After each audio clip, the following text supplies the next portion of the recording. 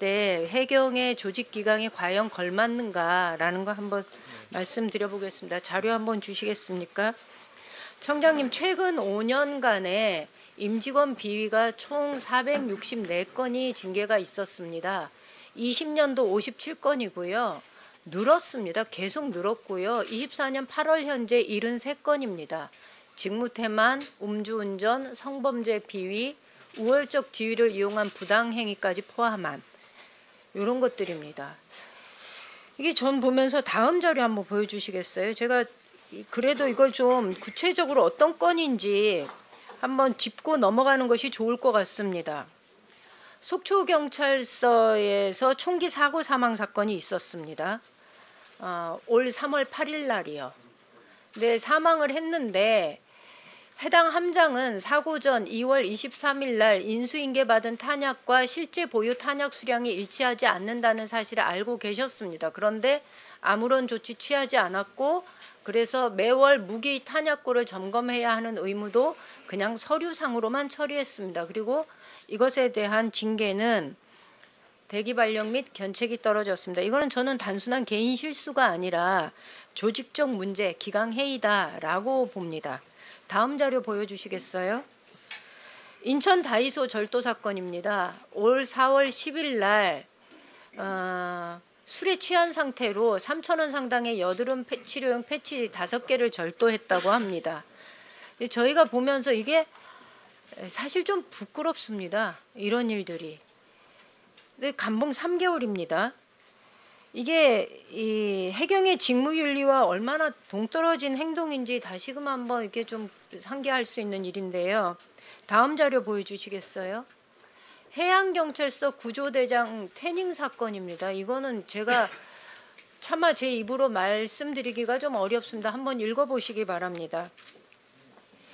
더구나 이 구조대장은요, 부하 직원에게 욕설과 괴롭힘을 일삼았고요. 결국 한 직원이 자살을 한 일이 벌어졌습니다. 청장은 이런 직원의 사망에 대해서 어떤 책임을 지셨나요? 여러 가지 직무 현장에서 이탈 행위 부분에 대해서 청장으로서 책임을 통감을 하고 있습니다. 다음 자료 한번 보여주시겠어요? 통영해양경찰서 외사계장이 성비위 사건입니다. 다음 자료 보여주세요. 중앙해양특수구조단 직원의 성범죄 사건입니다. 다음 자료 보여주세요. 동해지방청 직원의 부당행위입니다. 그런데 이게 제가 쭉 보면은 중징계 의결을 요구했는데 일반직 신분이어서 인사혁신처 중앙징계위원회에서 경징계로 이번 사건의 경우는 이렇게 처리가 됐습니다. 이게 전반적으로 공직자로서의 책임감을 갖지 못한 해경 직원들에 대한 징계 처벌 수위가 저는 매우 부적절하다라고 보는데 청장님은 어떻게 보시나요?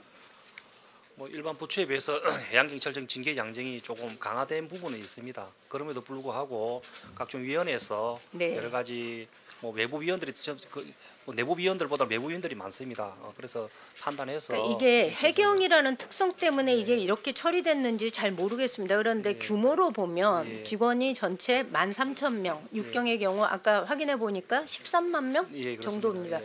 규모에 비하면 이 범죄 비위 행위가 굉장히 많이 발생하는 겁니다. 그래서 저는 청장님께서 조직관리 문제를 어떻게 잡을 것인지 한번 점검을 해주셔야 된다. 그리고 국민의 신뢰를 어떻게 회복할 것인지에 대해서도 그 임원진들이 모여서 한번 구체적인 대책을 마련해야 된다라는 생각이 듭니다. 그리고 해양경찰 조직 쇄신을 위한 전체적인 교육, 그다음에 규정의 정비 이런 것들이 필요하다고 생각하는데 이에 대한 의견을 좀 주시기 바랍니다. 위원님께서 여러 가지 말씀을 하시는데 그런 부분에 대해서 여러 가지 소통과 또 여러 공직기강 여러 종합 대책을 수립하고 있는데도 불구하고 발생되는 부분에 대해서는 여러 가지 항포구 또 연안 섬지역 여러 가지 직렬별 다양한 직종이 근무하다 보니까 그런 부분에 대해서도 세세하게 직렬별 어디서 많이 발생이 되는 부분까지 확인을 해서 이렇게 쪽집게 이렇게 대책을 수립하도록 그래 하겠습니다. 예. 그렇게 하겠습니다. 예, 그렇게 하겠습니다.